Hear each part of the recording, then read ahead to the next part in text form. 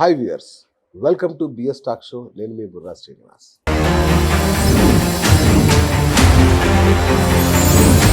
ఉగాది ఉగాది అనగానే తీపి చేదుల కలయిక, షడ్రుచుల సమ్మేళనం. కాకపోతే ఈ రాబోయే అంటే ఈ ప్రస్తుత ఉగాది ఏదైతే ఉందో అది పరాభవ నామ సంవత్సరం అనే పేరుతోనే ప్రారంభం కాబోతుంది.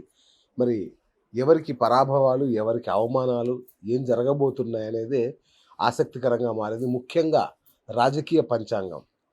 అంటే రాజకీయ పంచాంగం అనగానే గుర్తొచ్చే పేరు రాఘవ శర్మ గారు. మరి ఆయన వాక్ ఎలా ఫలిస్తుందో, ఏ రేంజ్లో ఉంటుందో, ఆయన మాటలు వాక్ బాణాలు కాదు, వాక్ ఫిరంగులు అనాలేమో ఆ మాటల్ని. మరి ఆయన ఇప్పుడు ఏ సంధిస్తారు, నిజంగా భయపడుతున్నారు రాజకీయ నాయకులంతా. ఈ ఎందుకంటే మొన్ననే పైలట్ రోహిత్ రెడ్డిది కానీ, అట్లాగే టీడీపీలో ఒక ఎంపీ విషయం కానీ ముందే 6 నెలల ముందే చెప్పేశారు రాఘవ శర్మ గారు ఇది జరగబోతుంది అని. అది ఖచ్చితంగా జరిగింది, మనం చూస్తున్నాం. మరి అంతటి వాక్శుద్ధి ఉన్న ఆస్ట్రాలజర్ రాఘవ శర్మ గారు వాళ్ళ మన స్టూడియోలో ఉన్నారు. మరి రాజకీయ నాయకులందరూ అలా కూర్చొని చూడాల్సిందిగా కోరుతున్నాము. గురుగారు నమస్కారం. శుభాశీస్సులు అన్న. పరాభవ నామ సంవత్సరం. అన్ని పరాభవాలేనా? ఒక్క ముక్కలు తేల్చేసరిగా. ఒక చిన్న రిక్వెస్ట్, ఆస్ట్రాలజర్ అనే పదం వద్దు. రైట్, ఇది నా అభ్యర్థన, ఆజ్ఞ కాదు. అయ్యో, ఎందుకంటే ఆజ్ఞగా స్వీకరిస్తాం. అది గొప్ప మాట, చాలా గొప్ప వాళ్ళకి అవన్నీ పెద్ద పెద్దవాళ్ళు వాడే పదాలు. సీతమ్మ కొడుకుగా, నారసింహుడి బిడ్డగా, భగవత్ సేవకుడిగా ఉన్న నేను రాఘవ శర్మ, బ్రహ్మశ్రీ, డాక్టరేట్ వీటిని కూడా కాసేపు పక్కకు జరుపుదాం అని అనుకుంటా. ఒక్క నారసింహుడి బిడ్డ రాఘవ శర్మ అనే పదంలో నాకు తిరుమల కృష్ణుడు గోవర్ధనగిరిని చిటికిన వేలితో ఎత్తుతాడు కదా, అవును. ఆ నారసింహుడి బిడ్డ అనే పదంతో తిరుమల 7 కొండలు చిటికిన వేలితో ఎత్తినంత ఆనందంగా ఉంటుంది నాకు. కాబట్టి అది చాలు. అయితే ఈ ఫస్ట్ పైలట్ రోహిత్ రెడ్డిది మాట్లాడుకుందాం. నాకు ఇంకా నిజంగా షాకింగ్గా ఉంది. ఆయన ఒక సంచలనాలకి ఎన్నోటికో కేంద్ర బిందువు ఒక రకంగా. ఆయన జీవితంలో 6 నెలల ముందే జైలు యుగాన్ని ఎలా పసిగట్టారు? పసిగట్టడమే ఉంది నాన్న. ఇప్పుడు నా దగ్గర ఉన్నదేమిటి? నా నాన్న నారసింహుడు. నా దగ్గర ఇంకేం లేవు. మంత్రాలు లేవు, తంత్రాలు లేవు, యుక్తులు లేవు, శక్తులు లేవు, ఏమీ లేవు. నా నాన్న సంకల్పంతో నేను చేసే ప్రతి సేవ కూడా దిస్ ఈజ్ నాట్ ప్రిడిక్షన్. మళ్ళీ తెలియబరుస్తున్న ప్రిడిక్షన్ కాదు, ఇది ఖచ్చితమైన విధానం. కాలజ్ఞానమా? ఖచ్చితమైన విధానం అని అంట. నేను మాట్లాడడం అంటూ జరిగితే ఇది జరిగింది అని అన్నవాళ్లే తప్ప ఇది జరగలేదు అన్నవాళ్ళు లేరు. ఎందుకని? మోసం చేయడం చేత కాదు, మభ్యపెట్టడం చేత కాదు, భయపెట్టడం చేత కాదు, బెదిరించడం చేత కాదు. తెలిసిందల్లా ఒక్కటే, వాళ్ళకి వాళ్ళ స్థితిగతులను బట్టి జరగబోయేది ఇది అని తెలియపరచడం నాకు తెలుసు. ఈ పైలట్ రోహిత్ రెడ్డి అనే మనిషి మొట్టమొదట ఇండివిజువల్గా నా దగ్గరకు వచ్చినప్పుడు ఇట్లా ఇండివిజువల్గానే పోటీ చేస్తే బాగుంటుందా, పార్టీలోకి వెళ్తే బాగుంటుందా అని అడిగిన రోజు మొదలు, ఆ రోజు నుంచి నేను తెలుసు. ఆ రోజే అన్న, నువ్వు గెలవడం ఇండివిజువల్గా గెలిచినా, తర్వాత కాంగ్రెస్లోకి వెళ్ళినా, నువ్వు బీఆర్ఎస్లోకి వస్తావు, అక్కడ ఉంటావు. ఆ తర్వాత చాలా వరకు ఇక వ్యాపారాల్లో అందినంత దండుకుంటావు ఖచ్చితంగా. తర్వాత మాత్రం కొంతకాలం బ్రేక్ పడి తీరుతుంది, వివాదాలకు నెలవవుతావు. ఆనాడే చెప్పా. ఇవాళ కొత్తగా ఏముంది? నేను తెలుసు. ఇప్పుడు చాలా మంది అమ్మో వీడికి అన్నీ తెలిచేస్తాయి, మనం వెళ్ళామంటే మన బతుకులు బయటపడతాయి, మనకెందుకు వచ్చిన పెంట అనుకుని దూరంగా ఉన్న వాళ్ళు ఉన్నారు. ఒకళ్ళ గురించి వాళ్ళ అనుమతి లేకుండా నేను తెలుసుకుంటే దొంగతనంతో సమానం. అది నాకు అవసరమా? లేదు. కాకపోతే ఇవి ముందే చెప్పాను, ఇవి ఒకటి కాదు, ప్రూవ్ చేయగలను. మీ మాధ్యమాల్లో ఉంది. నేను ఎవరికైతే వాళ్ళ మనుషులకే చెప్పినటువంటి విధానాలు ఉంది. ఎవరినైనా అడగచ్చు. ముందుగా చెప్పడం జరిగింది, అది వాళ్ళ జరిగింది. ఎందుకు? 2 వారాల క్రితమే అన్న, కూటమి ప్రభుత్వానికి మరో భయంకరమైన మచ్చ పడబోతోంది ఫ్రెష్గా పండగ లోపల అన్న ఒక ఛానల్కి ఇచ్చిన ఇంటర్వ్యూలో. ఏం జరిగిందో తెలుసు. కానీ ఏ రకమైన విధానం కానీ అవతల వైపు నుంచి ప్రతిస్పందన ఏమీ ఉండవు, సింపుల్గా తీసుకెళ్ళిపోతారు అన్న. ఏం జరిగింది వాళ్ళ? దట్ ఈస్ కూటమి. రైట్. సో మొత్తానికి పరాభవం అంటే అంతటా పరాభవం. పరాభవం ఖచ్చితంగా. ఇప్పుడు పరాభవ సంవత్సరానికన్నా ముందే పరాభవాలు అదే మొదలైపోయినాయి. అంటున్నా, మొదలైపోయినాయి. అవును. ఆంధ్రాలో కానీ తెలంగాణలో కానీ మొదలైపోయినాయి. అవును. ఆల్రెడీ స్టార్ట్ అయిపోయింది. అక్కడ కూటమి ప్రభుత్వానికి కానీ ప్రతిపక్ష నాయకులకు కానీ ఇక్కడ ఉన్నటువంటి ప్రభుత్వానికి కానీ ప్రతిపక్ష నాయకులకు కానీ వరుసపెట్టి జరుగుతూనే ఉన్నాయి. దారుణంగా. ఇప్పుడు వైసీపీలో ఇంకో ముగ్గురు నలుగురు పేరున్న నాయకులు వాళ్ళు జైలు జీవితాన్ని అనుభవించినా ఏం అనుమానం లేదు. ఆ, ఏమీ అనుమానం లేదు. ఎట్టి పరిస్థితుల్లోనూ అనుమానం లేదు. ఓకే. సో ఏవైతే కొంతమంది మీద ఈ నిందలు పడటము కేసులు రావడం జరిగిందో వాళ్ళందరినీ ఎట్టి పరిస్థితుల్లోనూ పరాభవ స్థితి ఏర్పాటు చేస్తారు. ఓకే. అది. ఓకే.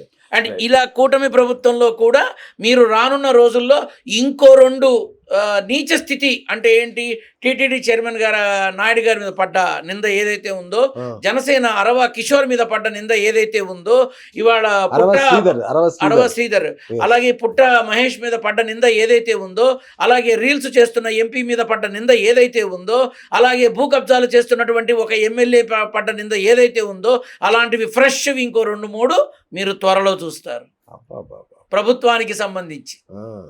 రైట్. ప్రభుత్వానికి సంబంధించి అలా ఉంటే ముందు ఏపీ ముఖ్యమంత్రి గారి ద్వారా వస్తాం, ఆయన నుంచి వద్దాం. ఈ ఉగాదికి అవమానాలు రాజపూజ్యాలు కనుక లెక్క కడితే ఆయన పరిస్థితి ఏంటి? లడ్డు ఇంకో 2.5 ఏళ్ళు లడ్డూనే. అంతే. అప్పుడు ప్రతి విధానంలో మనం చూస్తే వచ్చి 2 సంవత్సరాలు దాటింది.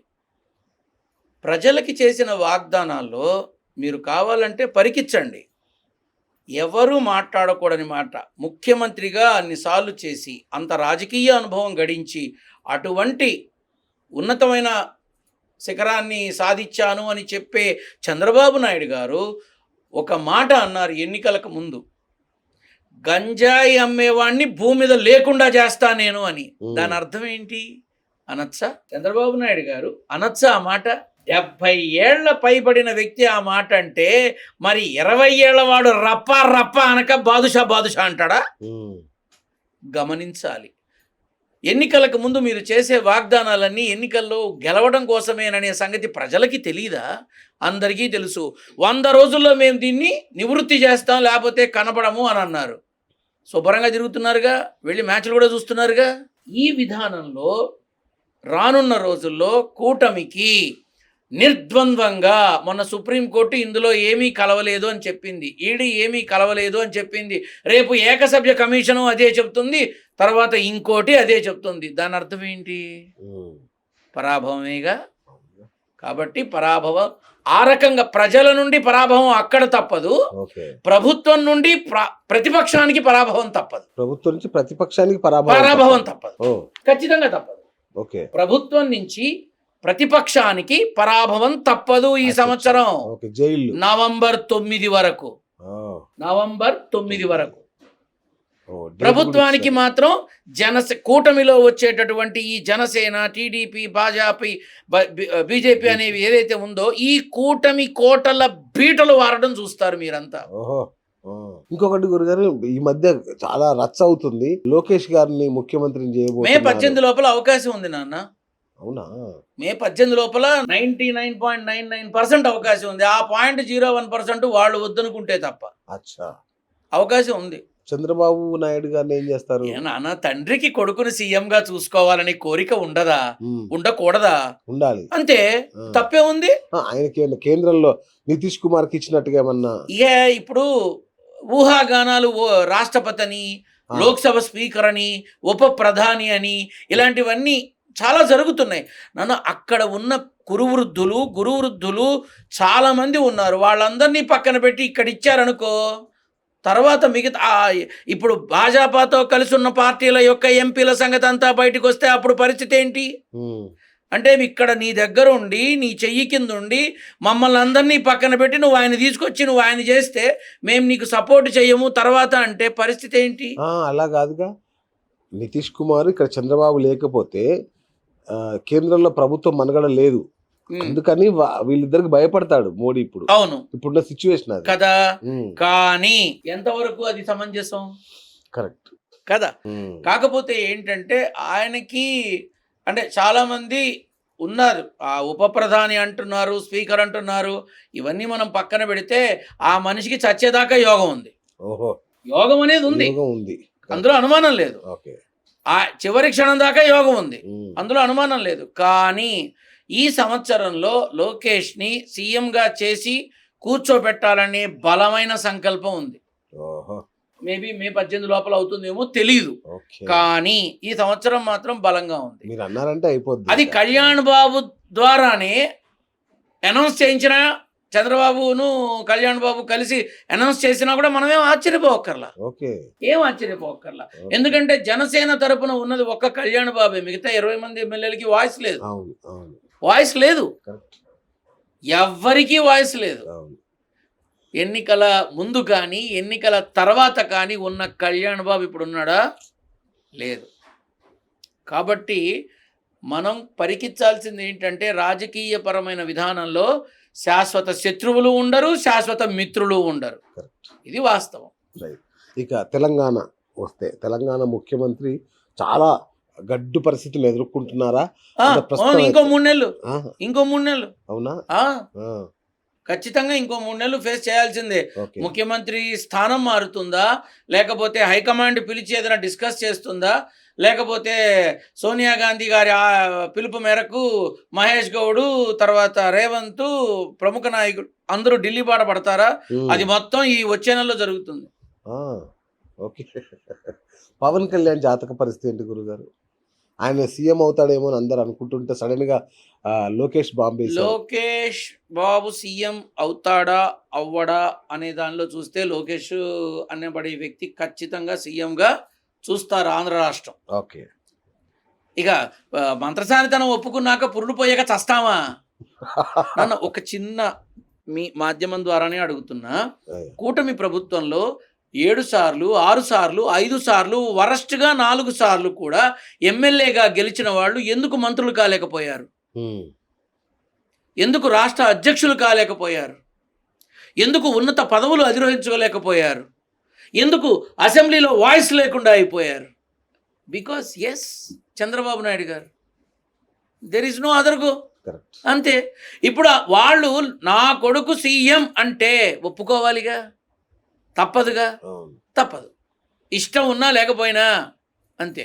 సో అంటే మీరు చెప్పే- కళ్యాణ్ బాబు మాత్రం ఉమ్, ఖచ్చితంగా తనకి సీఎం స్థాయి, కేంద్ర మంత్రి స్థాయి, అంటే ఆ యోగం, ఉమ్, ఆ యోగాలు ఏవైతే ఉన్నాయో, నాకు తెలిసి ఒక్క రోజన్నా కొణితెల పవన్ కళ్యాణ్ అనబడే నేను ఆంధ్ర రాష్ట్ర ముఖ్యమంత్రిగా అనే మాట యావత్ దేశం వింటుంది. వింటుందా?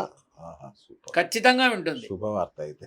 ఖచ్చితంగా వింటుంది. Nice, nice. ఆ తర్వాతే అసలు నాటకం మొదలవుతుంది. ఓకే. ఇక తెలంగాణ ప్రతిపక్షం కేసీఆర్, కేటీఆర్, కవిత, ఉమ్. వీళ్ళ జాతకాలు ఏంటి పరిస్థితి ఈ సంవత్సరం? అరెస్టులు ఉంటాయి, కేసులు ఉంటాయి, ఓ, బలాన్ని పెంచుకుంటారు, బలంగా ముందుకెడతారు. ఆ, ప్రత్యేకించి ఈ సంవత్సరం ద్వితీయాంకం అంటే జూలై తర్వాత నుంచి కొంచెం హడావిడి, ఈ ఈ రాజకీయపరమైన యుద్ధాలు బాగా పెరుగుతాయి, ఓహో, బాగా పెరుగుతాయి. తెలంగాణ రాష్ట్రం కొంచెం డిస్టర్బ్ అవుతుంది, తెలంగాణ రాష్ట్రం డిస్టర్బ్ అవునా? అవుతుంది, అవునా? డిస్టర్బ్ అవుతుంది. అంటే ఏ విషయంలో? అంటే రాజకీయ పరంగా ఆహా, ప్రతిపక్షానికి పాలక పక్షానికి మధ్య జరిగే గొడవ వల్ల ఓకే, కొంచెం డిస్టర్బెన్స్ అనేది క్రియేట్ అవుతుంది. ఇక కేసీఆర్కి కూడా కొంత ఇబ్బంది సమయం తప్పదు, ఓ, ఇబ్బంది సమయం తప్పదు ఈ సంవత్సరం. ఈ సంవత్సరం అంతే. Right, right. ఆ, అంటే కేసీఆర్ ఇప్పుడు ప్రశాంతంగా ఉన్న మనిషిని ఏదో ఒక రకంగా మానసికమైన ఒత్తిడి పెంచుతూ పోతున్నప్పుడు అవును, ఆ ఇబ్బంది అనేది ఏదైతే ఉందో అది ఆరోగ్యపరంగా ఇబ్బంది పెడుతుంది. కరెక్ట్. ఆరోగ్యపరంగానే వీక్, కానీ బ్రెయిన్ మాత్రం 10 మంది ముఖ్యమంత్రులు బ్రెయిన్ గెలిపితే మిక్సీలో వేస్తే ఏదైతే ఉందో అది కేసీఆర్ గారి బ్రెయిన్. తండ్రి పోలికలు వచ్చాయా కవిత గారికి? బాగా.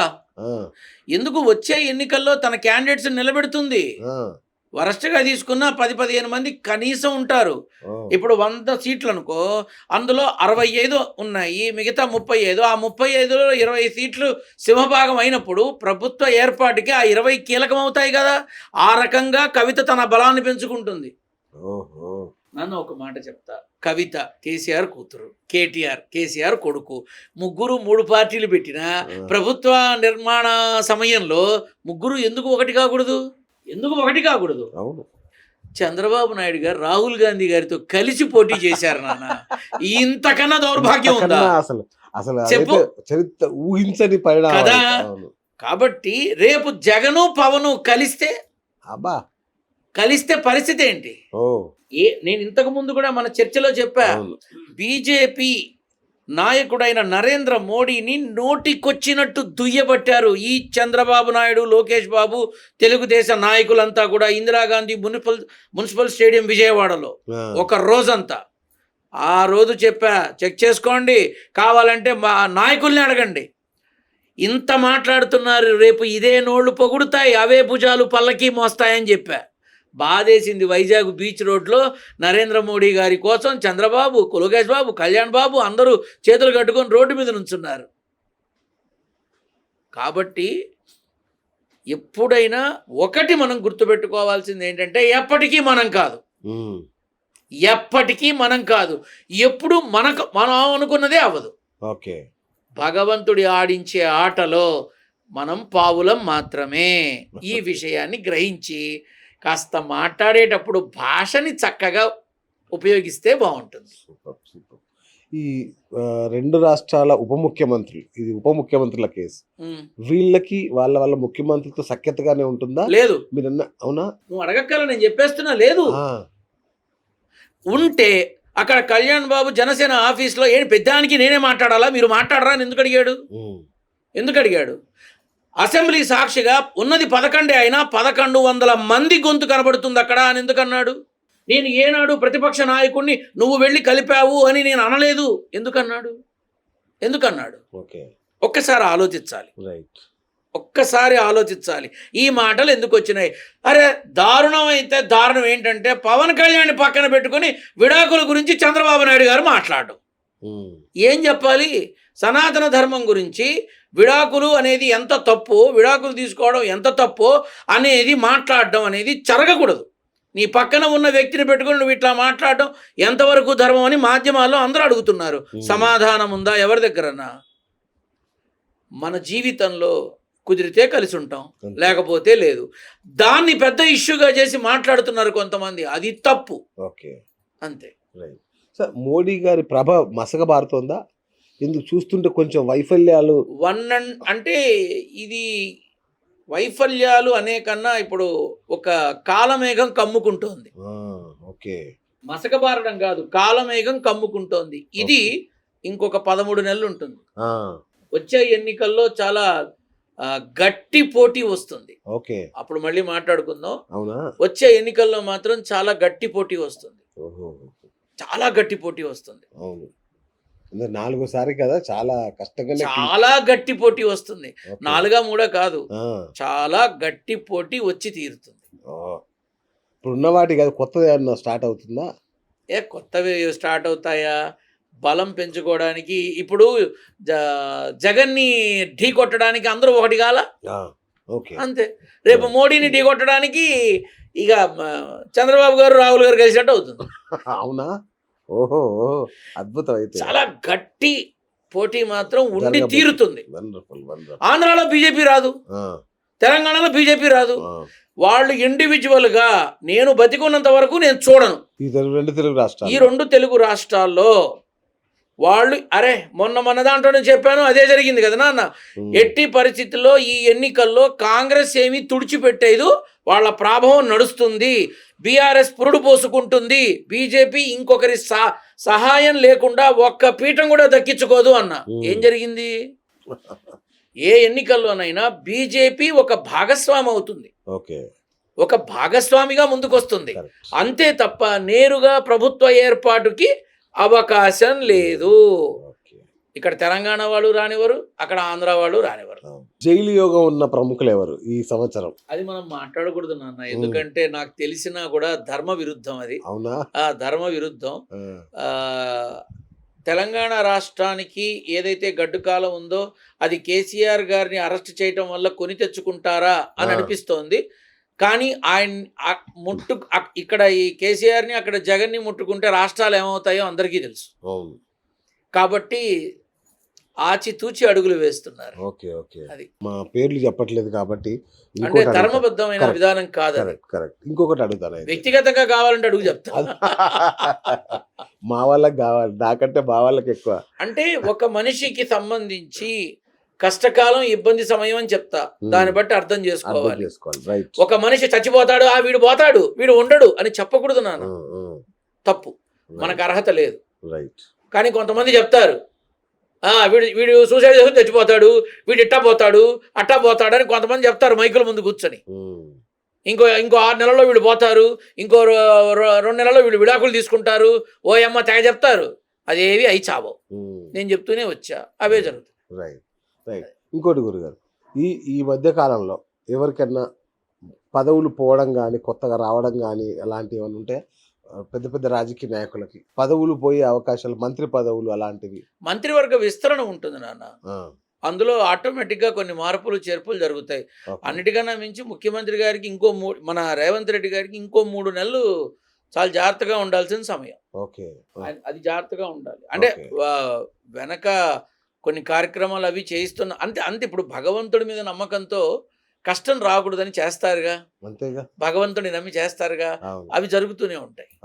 అది సో మెగాస్టార్ చిరంజీవి గారు, ఆయన ఇండస్ట్రీలో పెద్ద లేడు అనేది ఇంకా దాన్ని ఎవరు పూడ్చలేకపోతున్నారు, దాసరి గారి రోల్ని.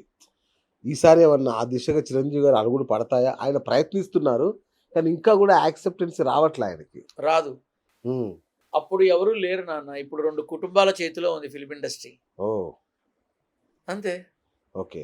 అప్పుడు ఎవరు లేరు. అప్పుడు ఒక గౌరవం ఉంది, ఒక సంస్కారం ఉంది, ఒక డిసిప్లిన్ ఉంది, ఒక గురుతర భావం ఉంది. చాలా గొప్పగా ఉండేవి అప్పుడు చాలా గొప్పగా ఉండేవి. అప్పట్లో 27 శాఖలకి 27 శాఖల అధిపతులు ఉండేవాళ్ళు. వీళ్ళంతా కలిసి director, captain of the ship, ఆయనకి అందుబాటులో ఉండేవాళ్ళు. ఇవాళ hero, villain, director, producer, music director, song writer, lyric writer, చివరికి ప్రేక్షకుడు కూడా వాడే. అట్ట అయిపోయింది. చాలా మంది కళాకారుల అదృష్టం ఓటీటీ ఛానల్. ఆనాడు రాలా ఇంతమంది నటులు, ఇవాళ వస్తున్నారు ఇవాళ. సో వీళ్ళకి ఈ రోజు పని దొరికింది, ఆనాడు లేదు. అప్పుడు పెద్దలంతా కూర్చొని ఒక నిర్ణయం చేసేవాళ్ళు. ఇప్పుడు అల్లు అర్జున్ మీద ఇబ్బంది వచ్చినప్పుడు ఎంతమంది నిలబడ్డారు? అల్లు అర్జున్కి ఎంతమంది నిలబడ్డారు? ఎప్పటికొచ్చారు మిగతా వాళ్ళంతా? ఇక్కడ తెలంగాణలో నేను చెప్పాను, తెలంగాణ అని ఏదైతే ఉందో ఫిలిం ఇండస్ట్రీ 2 భాగాలుగా విడిపోతుంది. ఆంధ్ర వేరవుతుంది, తెలంగాణ వేరవుతుంది, ఆ ఫిలిం ఛాంబర్ వేరవుతుంది, ఇది వేరవుతుందని ఓయమ్మ ఎప్పుడో 2 ఏళ్ల క్రితమే చెప్పాను. అది కావాలంటే ఆ వివరాలన్నీ ఇస్తా అన్నట్టుగానే ఇప్పుడు ఇక్కడ ఫిలిం ఛాంబర్ ఏర్పడిందిగా.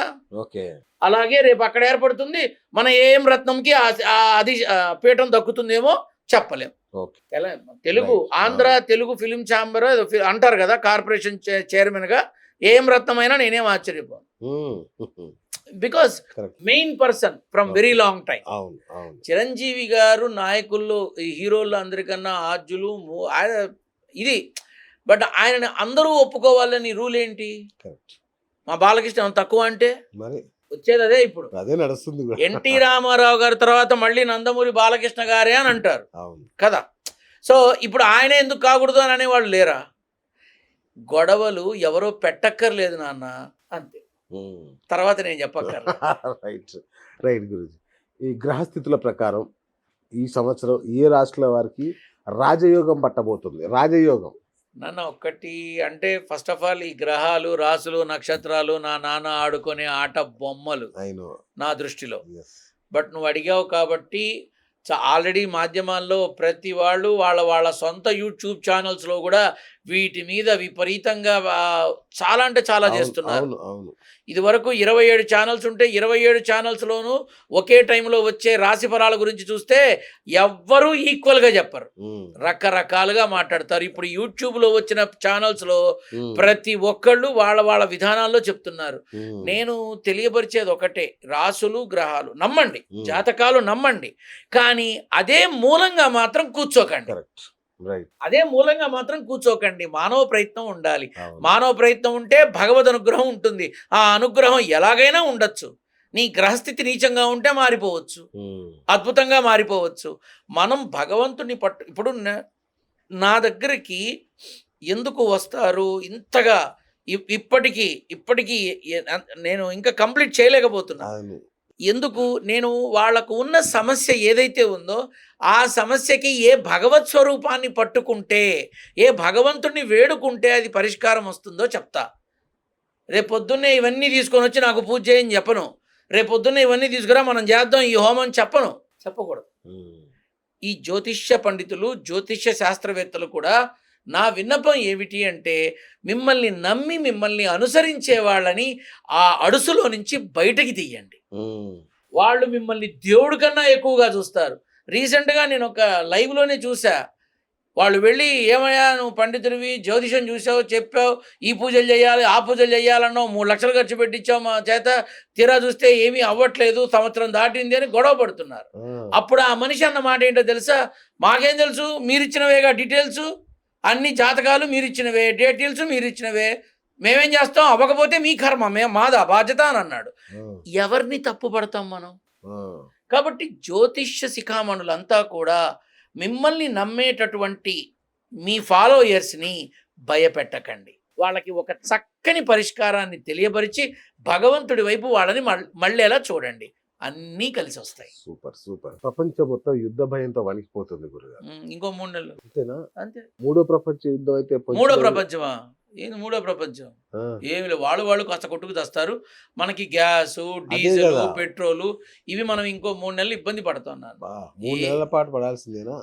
ఎవరు ఏం వెయిట్ చేయట్లేదు నాన్న. షోరూమ్లన్నీ బిజీగా ఉన్నాయి ఎలక్ట్రికల్ కుక్కర్లతో, ఆ, ఎలక్ట్రికల్ స్టవ్లతో. ఓకే.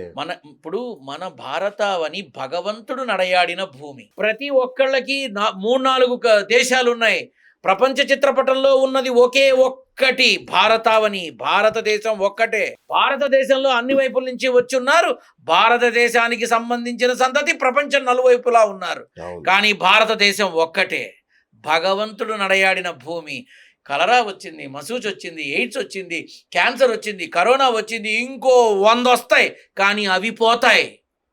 మన భారతావనికి ఏ ఇబ్బంది ఉండదు. సూపర్, వీలేయాలి. ఎందుకంటే భగవంతుడు నడయాడిన నేల Correct. ఒక రూపంతో కాదు. ఆయన ఎప్పుడు కావాలనుకుంటే ధరిత్రి మీదకి వచ్చాడు. దుర్మార్గపు రాక్షస అసుర సంహారం కావించి తాను ఉన్నాడని నిరూపించి ఇక్కడ ఉన్నది భారతావని, భరతమాత అనే విధానాన్ని మనకి అందించి వెళ్ళాడు ఆయన.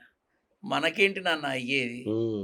సో గురుగారు, వాతావరణం ఈసారి వాతావరణం రైతులకు అనుకూలంగా ఉంటుందా? ఉంటుంది. అతివృష్టి, ఉంటుంది, అనావృష్టి లే, ఏమైనా లే, లే, ఉంటాయా? ఉంటుంది, ఉంటుంది. సకాలంలో వర్షాల యొక్క అండ వల్ల సకాలంలో దరిద్రాన్ని అనుభవించరు. ఓహో. పంటల పరిస్థితి ఏంటి? ప్రకృతి వైపరీత్యాల పరిస్థితి ఏంటి? లేదు నాన్న. ఆ, ప్రకృతి వైపరీత్యాలు బీభత్సంగా అయితే ఉండవు. ఆ. కొంత మేరకు అది ఇబ్బంది కొంత ఉంది. మేరకు, ఆ. అది వారాలు, నెలలు కాదు. రైతులకైతే నష్టం లేదు. ఆ, రైతు లేదు. వాళ్ళు నిలబడతారు. రియల్ ఎస్టేట్ గురుగారు ఏంటి పరిస్థితి? 2 ఏళ్ళు అయిపోయింది, ఇంకెప్పుడు కోలుకుంటుంది రియల్ ఎస్టేట్? ఈసారి అన్నీ అన్న 2028 వరకు ఆగాల్సిందే. 28 దాకా ఆగాల్సిందే. ఒక రియల్ ఎస్టేట్ రంగం కుదేలవడం వల్ల ఎంటైర్ ఆర్థిక వ్యవస్థ కుప్పకూలే అవును, పరిస్థితి. అవును. మరి ఇప్పుడు అక్కడ ఇక్కడ ఏమైందో తెలుసా నాన్న? పాలిచ్చే ఆవుని వదిలేసి తన్నే దున్నపోతుని తెచ్చుకున్నామా అన్నట్టుగా ఉంది ఓటర్ పరిస్థితి. బా. అర్థమైందా? పాలిచ్చే ఆవుని వదిలేసి బ్రహ్మాండంగా అర్థమైంది. దున్నపోతుని తెచ్చుకొని తన్నించుకుంటున్నామా అన్నట్టుగా ఉంది అక్కడ ఇక్కడ. అలానే జరుగుతోంది. రాష్ట్రాల అప్పులు, ఆదాయ పరిస్థితులు ఎలా ఉంటాయి? మన ముఖ్యంగా తెలుగు రాష్ట్రాలు. తెలంగాణ కన్నా ఆంధ్ర భారీ స్థాయిలో అప్పుల ఊబిలో కూరుకుపోతుంది. ఎందుకు? వాళ్ళకి కేంద్ర సపోర్ట్ ఉందిగా గట్టిగా, కాబట్టి అప్పులు తొందరగా వస్తాయి. అచ్చా, ఓకే. ఆదాయం రాదు. అప్పులు తొందరగా వస్తాయి. ఎవరన్నా పంచాంగం పట్టుకొని రాష్ట్ర ప్రభుత్వాలు నిర్వహించేటటువంటి ఆ ఉగాది పంచాంగ కార్యక్రమాల్లో ఎవరన్నా చంద్రబాబు నాయుడు గారు ఈ సంవత్సరం మీకు కొన్ని పరాభవాలు జరుగుతాయి, ఈ సంవత్సరం ప్రతిపక్షం వారి నుంచి మీకు ఈ ఇబ్బంది ఉంటుంది, ఈ సంవత్సరం వానల వల్ల రైతులకి ఒక 3-4 రోజులు కష్టకాలం వస్తుంది, ఈ సంవత్సరంలో కొంచెం రాజకీయపరమైనటువంటి గొడవలు జరుగుతాయి, ఈ సంవత్సరంలో రాజకీయ కక్ష ఇతర సంబంధమైనటువంటి మరణాలు సంభవించే అవకాశం ఉంది, మీ పార్టీకి ప్రత్యేకించి మీ పార్టీలో కొంతమంది నాయకులు మీ నుంచి వెళ్ళిపోయే అవకాశం చెప్తారా ఎవడన్నా? అమ్మో ఏంటది, ఎవడన్నా చెప్తాడా? ఛాన్సే లేదు. పొగుడుతూ కూర్చుంటారు గాని నిజాలు మాట్లాడతారా? మీకు ఛాన్స్ ఇస్తే చెప్తారా? అలాగే ఏంటిది చెప్పడానికి ఒక పెద్ద నిర్వహణ, ఒక కార్యక్రమం అవసరమా? ఇప్పుడు నేను చెప్పినవన్నీ రికార్డ్ చేసుకొని తర్వాత ఈ 2 నెలల్లో చూపించు. మనల్ని మనం మోసం చేసుకోవద్దు. నిజం చెప్పడానికి ఎందుకు నాన్న? చెప్పు, దేనికి నాన్న? ఎందుకు మోసం చేయాలి అందరినీ? ఎవరి మనుషులు వాళ్ళకి ఫేవర్గా చెప్తారు. తర్వాత ఏంటంటే పంచాంగంలో అదే ఉందండి, మేము అదే చెప్పాం, మాదా అండి అని అంటారు. కానీ ఈ సంవత్సరంలో ఆంధ్ర రాష్ట్రంలో కొంత అనిశ్చితి ఏర్పడుతుంది. తప్పదు. Okay, right. మరి యూత్ నిరుద్యోగుల పరిస్థితి ఏంటి ఈ సంవత్సరం? వాళ్ళకి ఏమైనా ఆశాజనకంగా ఉంటుందా? లేదు, ఈ సంవత్సరం మొదలవుతుంది. మేబీ వచ్చే సంవత్సరంలో కొంతమందికి ఉద్యోగ అవకాశాలు కొంతమందికి మాత్రం ఉంటాయి. అంతే. 7 లక్షల మంది పరీక్ష రాస్తే 300 మందికి ఉద్యోగాలు వచ్చినట్టుగా అంతమంది నాన్న జాబ్ క్యాలెండర్ ప్రభుత్వం అధికారంలో రాగానే అనౌన్స్ చేయాలి. 2 ఏళ్ళు అయింది, ఇంకో సంవత్సరం కూడా దాటుతుంది. తప్పదు. అంటే ఇప్పుడు అప్పుడే ఇచ్చేసారనుకో, ఈ 2 సంవత్సరాలు జీతాలు ఇవ్వాలిగా. ఎక్కడి నుంచి వస్తాయి? అంటే దిగిపోయే ముందు ఇస్తారా? బాగా కరెక్ట్ గా చెప్పావు. ఇక నుంచి నువ్వు కూడా జ్యోతిష్యాలు చెప్పొచ్చు. స్టాక్ మార్కెట్ పరిస్థితి ఏంటి గురుగారు? ఏమన్నా పెట్టాలా పెట్టకూడదా? ఈ సంవత్సరం ఎట్లా ఉంటది? ఇది నన్ను అడగకూడని ప్రశ్న. ఎందుకు అంటే తెలిసినా మాట్లాడకూడదు. ఎందుకంటే నేను స్టాక్ మార్కెట్ అంటే డబ్బు గురుగారు మీకు తెలుసు కదా, మీ ఎందులో పోస్తుంది ఎందులో పోతుందో తెలుసు కదా, మీరు పెట్టుకుని బాగా సంపాదించుకోవచ్చు కదా అంటే, కష్టపడకుండా వచ్చినది ఏది కూడా నాకు వద్దు అని నా తల్లి చెప్పినప్పుడే ఫాలో అయ్యా. సూపర్. కష్టపడి వచ్చిందే మనదవుతుంది. ఓకే, మనది దానికోసం మనకి అయినా ఈ స్టాక్ మార్కెట్ అనే అందమైన పేరు నాన్న. జోదం, గ్యాంబ్లింగ్, గంట ఆట, సంక్రాంతి అప్పుడు ఆడతారు, ఆ ఆట, ఈ ఆట, పేక ఆట, ఇన్ని ఉన్నాయి కదా, అది అందమైన పేరు అంతే. ఇక్కడ ఆధారపడమే, ఏదొస్తుందా అని. అక్కడ అమ్మో ఎప్పుడు పెరుగుతుందో ఆధారపడమే. ఈ రెండింటికి తేడా ఏంటి? అక్కడ కార్పొరేట్ ఆఫీసుల్లో కూర్చొని స్టాక్ మార్కెట్ అని చెప్పి చేస్తారు, ఇక్కడ పందిర్లు వేసుకొని కోడి పందాల మధ్యలో పెట్టి ఆడతారు. రెండు సర్వమంగళమే. అదృష్టం ఉన్నవాడికి వస్తుంది, దురదృష్టవంతుడికి పోతుంది. ఇది మళ్ళీ నేను ప్రత్యేకించి చెప్పడం నా పిండాకుడు ఎందుకు మనకి. రైట్ గురుగారు, అంతర్జాతీయంగా ప్రస్తుతం ఉన్న పరిస్థితులను చూస్తే మన విద్యార్థులు, విదేశాల్లో చదువుకున్న విద్యార్థులకు కానీ, ముఖ్యంగా ఐటీ ఇండస్ట్రీ పరిస్థితి చూస్తున్నాం, ఐటీ ఉద్యోగులకు కానీ ఎట్లా ఉంటుంది? వీసాలు సులభంగా వస్తాయా? వాళ్ళ పరిస్థితి లేదు. ఈ సంవత్సరం విజయదశమి దాకా కొంచెం ఇతమిద్దంగా ఇబ్బందులు ఉంటాయి. ఓకే, కానీ ట్రంప్ వెళ్ళిపోవడంతోనే ముందు అమెరికా వాళ్ళు వాళ్ళ రూల్స్ మార్చుకుంటారు. నాన్న యుఎస్ కంట్రీస్లో, అమెరికాలో ఎక్కువ శాతం వాళ్ళు బతుకుతోంది మన ఇండియన్స్ కష్టం మీద. మన వాళ్ళు వెళ్ళి అక్కడ పని చేయటం వల్ల వాళ్ళకి పనులు అవుతున్నాయి. ఓకే, మన వాళ్ళు కనుక ఒక్కసారి మాకొద్దు అని సిస్టమ్ షట్ డౌన్ చేస్తే నష్టం వాళ్ళకి, మనకు కాదు. అయితే ఏంటంటే ట్రంప్ విధానం వల్ల ఏవైతే ఇబ్బందులు వస్తున్నాయో, ఇష్టం ఉన్నా లేకపోయినా ఇంకా వెయిట్ చేయాల్సిందే. ఇంకో 7 నెలలు వెయిట్ చేయాల్సిందే. ట్రంప్ జరగడం ఎప్పుడైతే అవుతుందో అప్పుడు మళ్ళీ సులభతరమైన పద్ధతిలో ఈ రాకపోకలు కానీ, వీసాలు కానీ, బిజినెస్లు కానీ, టూరిస్టులు కానీ, ఇవన్నీ ఏవైతే ఉన్నాయో మళ్ళీ పుంజుకుంటాయి. వాడు ఆ రకంగా చేయటం వల్ల ఇవాళ యూరప్ కంట్రీస్ కానీ, ఆస్ట్రేలియా కానీ, జర్మనీ కానీ, జపాన్ కానీ, రష్యా కానీ బాగా ఎక్కువగా ఉంది. ఇప్పుడు వాళ్ళకి అర్థమవుతోంది వీ లాస్ట్ అవర్ ఇన్కమ్ అని. కాబట్టి చదువుకునే వాళ్ళకి ఇబ్బంది లేదు, చక్కగా వెళ్ళి చదువుకోవచ్చు. అక్కడ ఉండే వాళ్ళకి భయపడక్కర్లేదు, వాళ్ళు ఎవ్వరు ఇక్కడికి రారు, ప్రశాంతంగా ఉద్యోగాలు చేసుకొని హాయిగా ఉండొచ్చు. భయపెడుతున్నారు అంతే, ఏమీ ఇబ్బంది లేదు. మన దేశ భద్రత పరిస్థితి గురుగారు, సరిహద్దుల్లో ఇంకేమైనా టెన్షన్స్ వచ్చే అవకాశం ఉందా? నరేంద్ర మోడీ ఉన్నంత కాలం భారతావనికి నారాయణుడు తోడుగా ఉన్నట్టే. Super super. ఎందుకంటే అన్నీ ఉన్న విస్తరాకు, అన్నీ ఉన్న విస్తరి నరేంద్ర మోడీ గారు. You know everything. సూపర్. రోగాల పరిస్థితి ఏంటి గురుగారు? ఏమన్నా మళ్ళా కొత్త రోగాలు ఏం రావు? ఈ మధ్య వింటున్నాను, ఇది వస్తుంది అది వస్తుంది అని చెప్తున్నారు. ఏం లేదు నాన్న, బీపీ షుగర్లు బాగా వస్తాయి అందరికి. అవి రానివ్వండి, పర్వాలేదు, చక్కగా ఎంజాయ్ చేస్తారు టాబ్లెట్లు వేసుకొని. నాన్న బీపీ షుగర్లు రావాలని కోరుకోండి, అందరూ కోరుకోండి బీపీ షుగర్లు మాకు రావాలని. ఎందుకని? టైంకి లేస్తారు, టైంకి ఫుడ్ తింటారు, టైంకి పడుకుంటారు, టైంకి మెడిసిన్ వేసుకుంటారు, టైం టు టైం అన్నీ ఉంటాయి కదా. కాబట్టి ఓ 10 ఏళ్ళు ఎక్కువ బతుకుతారు.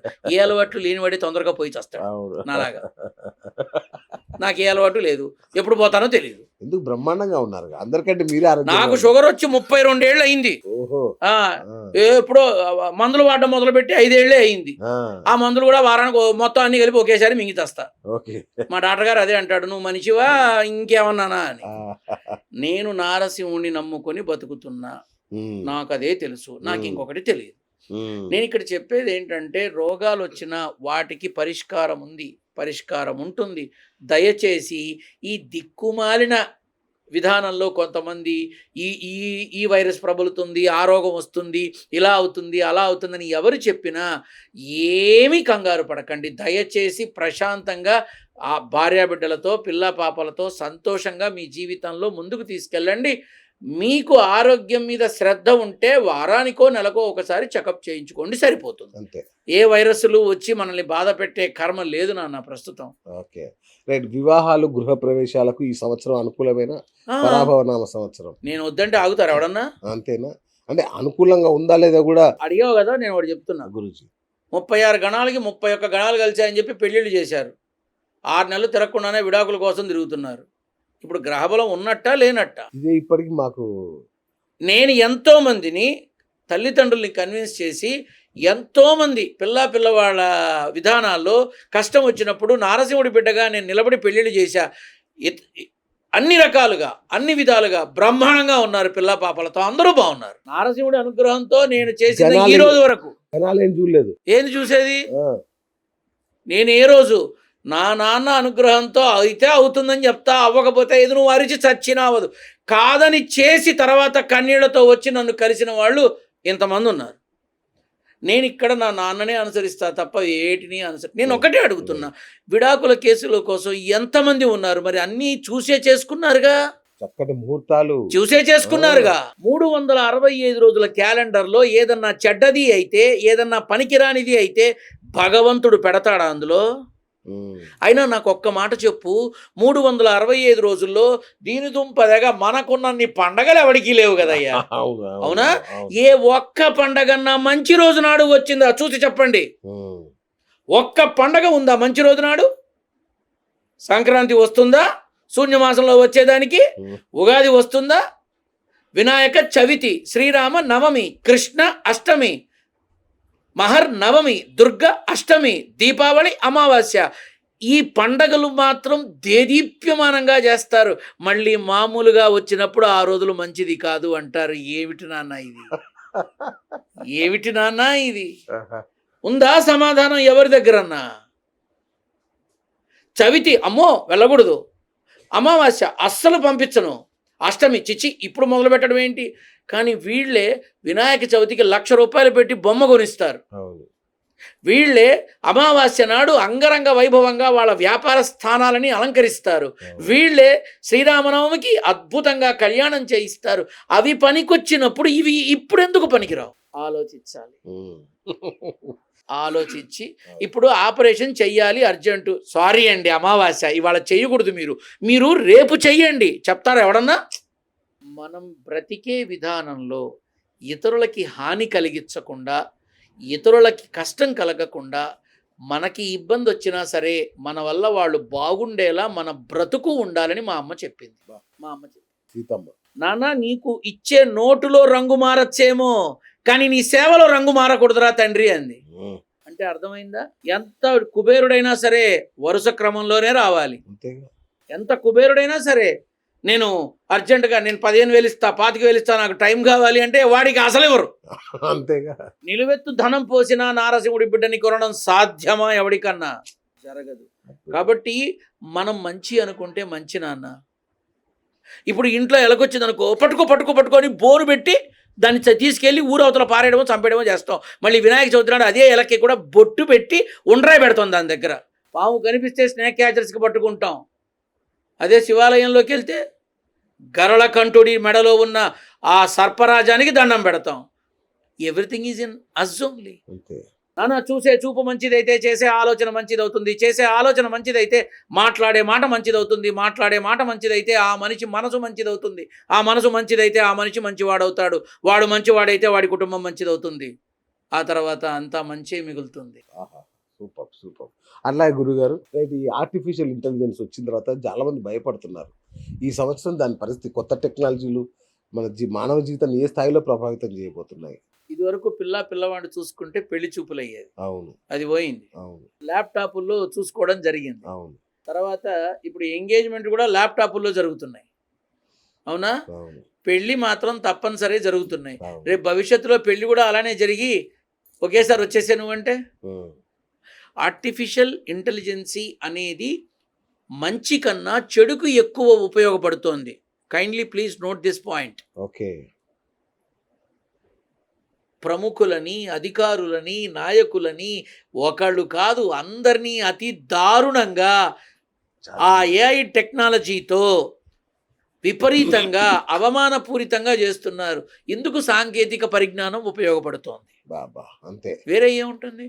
ఇప్పుడు రేపు ఇంకోటి వస్తుంది నాన్న, ఆర్టిఫిషియల్ అమ్మ బాబు లాంటిది వస్తుంది, ఆ ఏఐ అమ్మ బాబు లాంటిది వస్తుంది. ఇంతే. This it will continue for ever. నేను చూసినవి రేపు నా బిడ్డ చూడడు, దీన్ని మించి చూస్తాడు.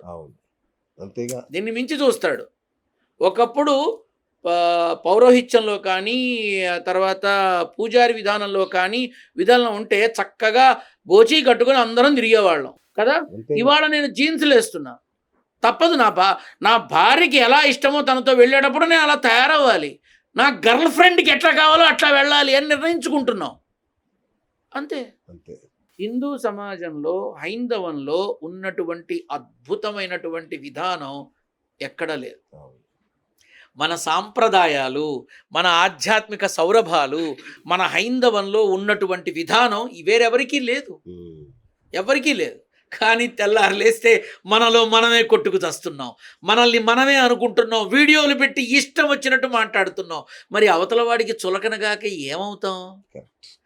వాళ్ళలోనే ఐకమత్యం ఉండి చావదు అని అంటారు.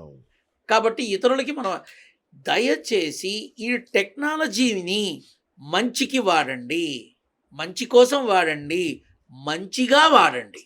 Super super. సో ఫైనల్గా మన తెలుగు వాళ్ళకి ఈ పరాభవన సంవత్సరంలో ఎలాంటి జాగ్రత్తలు తీసుకోవాలి నాయకులు, ప్రజలు? ఫైనల్గా మీ శుభాశీస్సులు కానీ మీ హెచ్చరికలు కానీ. నేను హెచ్చరించేంత గొప్పవాణ్ణి కాదు, కానీ ఒక్క విషయం తెలియబరుస్తున్నా. అందులో పరీక్షలు కూడా జరిగాయి, జరుగుతున్నాయి. నా దగ్గరికి చాలామంది విద్యార్థులు వస్తారు. వాళ్ళు 10th అయినా, ఇంటర్ అయినా, ఇంజనీరింగ్ అయినా పాస్ అవుతానా లేదా, అవుతుందా కాదా, డాక్టర్ సీట్ వస్తుందా కాదా, ఇటువంటి వాళ్ళు చాలామంది వస్తారు. నాకు తెలుస్తుంది వాళ్ళు ఏ రిజల్ట్ అని. అప్పుడు వాళ్ళని నేను ట్యూన్ చేసుకుంటా, ఏ రకమైన తప్పటడుగు వేయకుండా. Okay okay. సో నేను ఆ పిల్లలకైనా విద్యార్థులకైనా ఎవరికైనా చెప్పే మాట ఏంటంటే, మీకు అటువంటి భయమే ఉంటే నారసింహుడి బిడ్డని గుర్తుపెట్టుకోండి, నేనున్నా, నేను మాట్లాడతా. నెంబర్ 1. నెంబర్ 2, తల్లిదండ్రుల్ని మించిన దైవం లేదు. మీ మనసులో ఉన్న మంచి అయినా చెడైనా ఈ ఉగాది నుంచి ప్రతిరోజు తల్లిదండ్రుల్ని స్నేహంతో స్నేహితులుగా భావించి వాళ్ళ ముందు మీ మనసుని వ్యక్తపరచండి. మీరు గెలుస్తారు మీ జీవితంలో. మీరైతే ఏకంగా దైవాలే చేశారు కదా తల్లిదండ్రుల్ని. వాళ్లేగా ఫస్ట్. అరే అమ్మ చెబితేనే కానీ నాన్న ఎవడో తెలియదు, అమ్మ చెప్తే కానీ దేవుడు ఎవడో తెలియదు, అసలు అమ్మ చెయ్యి పట్టుకోకుండా వేసిన అడుగు లేదు. అటువంటప్పుడు అమ్మకి ప్రథమ స్థానం ఇవ్వకుండా నేను దేవుడికి ఎందుకు ఇస్తా? దేవుడికి ఎందుకు ఇస్తా? నారసింహ నీది 2nd place, my mother is 1st place అనుకుంటా. అంతే కదా నాన్న. ధర్మబద్ధమైన విధానంగా బ్రతకడం అంటే ఏమిటంటే అమ్మా నాన్నలకి ఖచ్చితంగా ప్రథమ స్థానం ఇవ్వటం, అమ్మకి ప్రథమ స్థానం ఇచ్చి గురుతర బాధ్యత ఆవిడ ద్వారానే చెయ్యటం.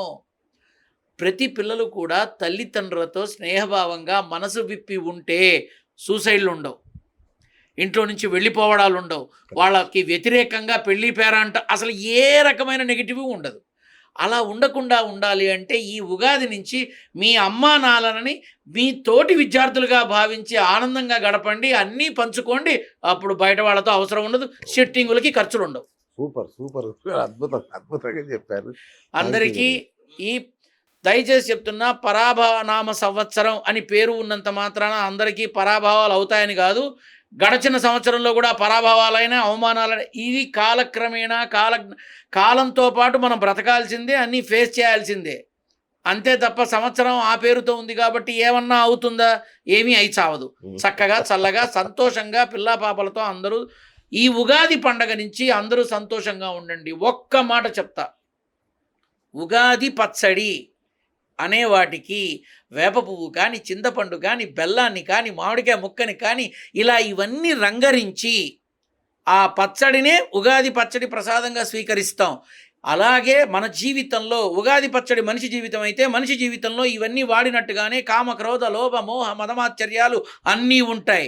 ఏది ఎంత పాలలో ఉంటే పచ్చడి బాగుంటుందో ఈ అరిషడ్ వర్గాలు అంతలో ఉంటే జీవితం బాగుంటుంది. కాబట్టి దీనిని గమనించి ఆలోచించి ఆచరించి అందమైన జీవితానికి అడుగులు వేస్తారని ఆశిస్తూ అభిలాషిస్తూ మంగళాశాసనాలు తెలుపుతూ స్వస్తి పలుకుతున్నా. శుభమస్తు. థ్యాంక్ యూ గురుగారు, థ్యాంక్ యూ. సో విన్నారు కదా, అద్భుతమైన ఆస్ట్రో గర్జన అంటారేమో దీన్ని. అద్భుతం గురుగారు, thank you so much. So మన ప్రేక్షకులందరికీ మరొకసారి పరాభవ నామ సంవత్సర ఉగాది శుభాకాంక్షలు. ఈ ఏడాదంతా మీ జీవితం ఆనందమయంగా సుఖ సంతోషాలతో కొనసాగాలని కోరుకుంటూ నేను మీ బిఎస్ సైనింగ్ ఆఫ్.